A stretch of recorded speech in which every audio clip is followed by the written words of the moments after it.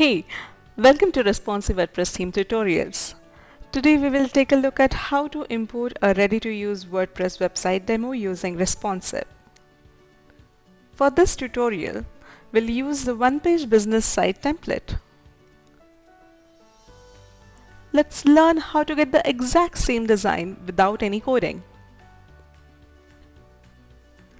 Log into your WordPress dashboard. Go to Appearance, Ready Sites in Responsive Options.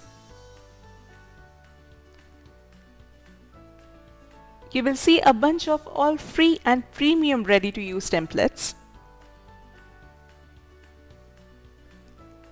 Click on Preview to view the demo of a template.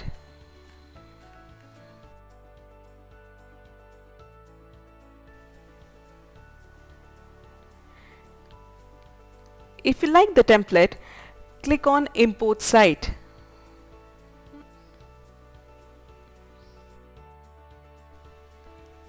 Along with the template, the necessary plugins and the demo content will also be imported. Click on the Import Site button to start the process. Once the process is complete, click Launch Site to see your imported website.